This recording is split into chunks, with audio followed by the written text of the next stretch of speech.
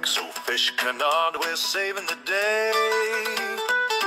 With fins and gills, they're here to stay. Exofish Canada. Aujourd'hui, on se lance sur un petit 2 heures de route pour aller jusqu'à Victoriaville pour aller chercher un arowana. Une fois rendu sur place, on a constaté l'état dans lequel l'arowana était, puisque le propriétaire n'avait pas l'espace pour entretenir cet animal. Pitié, l'aquarium était ben trop petit, puis il y avait des peacock bass qui avaient tout mangé ses barbillons. En effet, nous, l'arowana qu'on a été secourir, c'est un silver arowana, Osteoglossum bichirosum, originaire d'Amérique du Sud. Surtout dans le bassin amazonien. Il est reconnaissable à sa grande taille et ses écailles argentées brillantes.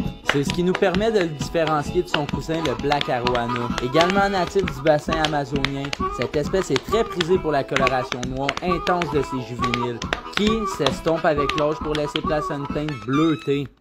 Du côté de l'Asie, l'arowana asiatique est une espèce particulièrement vénérée et considérée comme un porte-bonheur dans de nombreuses cultures.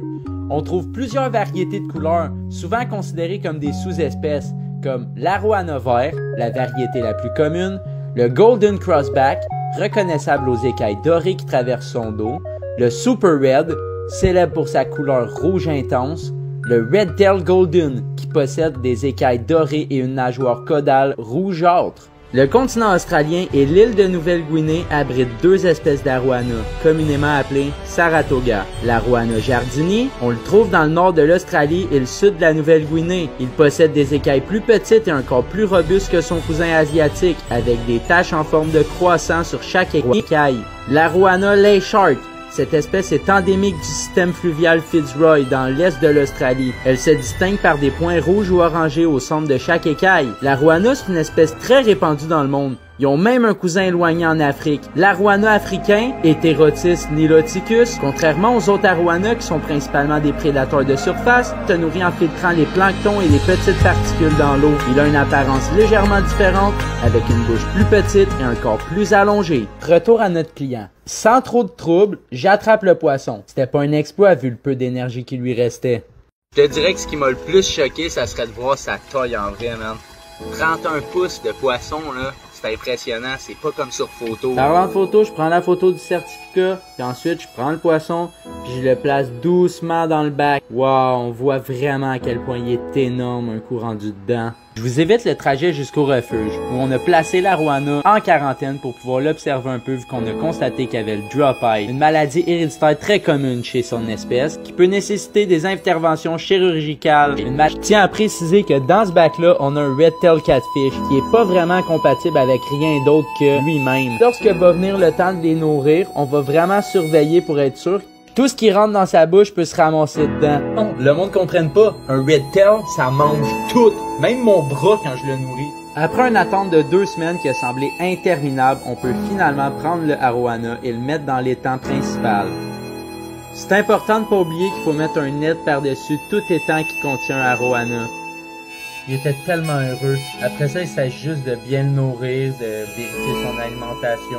Fait remarquable, l'arowana est capable de sauter hors de l'eau pour attraper des proies sur des branches basses, comme des insectes ou même des petits oiseaux. En captivité, il est essentiel de mimer son alimentation naturelle. Une base de granulés flottantes de haute qualité pour grands poissons carnivores est recommandée. Celle-ci doit être complétée par des aliments congelés ou vivants tels que des crevettes, du krill, des vers de terre, des insectes et occasionnellement des petits poissons. Varier son alimentation est crucial pour sa santé. Déterminer le sexe d'un arowana est difficile car le dimorphisme sexuel est subtil. Il s'observe plutôt lors de l'accouplement qui est un processus fascinant. Avant l'accouplement, le couple d'arowana s'engage dans une parade nuptiale qui peut durer plusieurs semaines. La parade nuptiale, c'est là toute la beauté de l'élevage. Durant cette période, ils nagent en cercle, se frottent l'un contre l'autre et peuvent même se mordiller doucement les nageoires. Ce rituel renforce leur lien et synchronise leur cycle de reproduction. Lorsque la femelle est prête, elle pond de gros œufs de couleur orangée. Le mâle suit de près et les féconde immédiatement. L'incubation buccale paternelle, c'est l'aspect le plus extraordinaire de toute leur reproduction. Une fois les œufs fécondés, Le mâle les recueille délicatement dans sa bouche. Il les gardera ainsi pendant environ 2 mois, sans se nourrir jusqu'à leur éclosion. Cette incubation buccale protège les œufs des prédateurs et leur assure une oxygénation constante. Après l'éclosion, les alevins restent encore quelque temps dans la bouche de leur père, se nourrissant de leur sac vitellin. Une fois qu'ils sont assez grands et capables de nager librement, le père les relâche. Ce dévouement parental assure un taux de survie élevé à leur progéniture. Bien sûr, la vie d'un alevin arowana est une course impressionnante vers la maturité, marquée par une croissance fulgurante et le développement de ses instincts prédateurs. Qui dit instinct de survie dit stimuli. En effet, l'arowana, c'est un poisson qui est stressé. C'est pas rare que, à son stade juvénile, il arrive à mort très facilement. Les premières semaines, les alevins mesurent déjà 6 à 10 cm. À ce stade, leur sac vitellin est presque entièrement consommé et ils doivent commencer à chasser. Ce sont déjà des versions miniatures des adultes avec un instinct de chasseur de surface bien présent. La croissance de l'arowana durant sa première année est spectaculaire. Dans des conditions idéales, avec un espace suffisant et une nourriture abondante, il peut atteindre 30 à 40 cm en moins d'1 an. En grandissant, l'arowana devient de plus en plus solitaire et territorial. Dans la nature, il s'éloigne de ses frères et sœurs pour établir son propre territoire de chasse. Un arowana est généralement considéré comme un adulte lorsqu'il atteint une taille d'environ 50 à 60 cm. Il atteint sa maturité sexuelle entre 3 et 4 ans. À ce stade, il est prêt à former un couple et à se reproduire, perpétuant ainsi le cycle. Sincèrement, j'ai vraiment de la misère à comprendre qu'est-ce que monsieur, madame, tout le monde fait avec un arowana dans sa 75 gallons.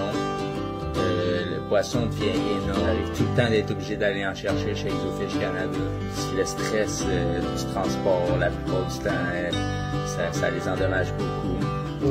C'est pas un flex, la maltraitance animale. Dans un environnement optimal, un arowana argenté adulte atteint environ 90 cm.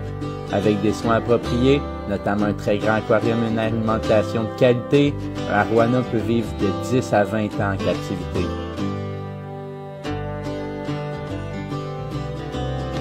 De son stade juvénile jusqu'à devenir un prédateur amazonien, l'arowana ne cessera de vous surprendre. Ben oui, c'est déjà fini. Reste à l'affût pour le prochain épisode. Hey, merci pour tout le support. Chaque visionnement, ça nous aide. Exofish Canada, n'oublie pas de t'abonner.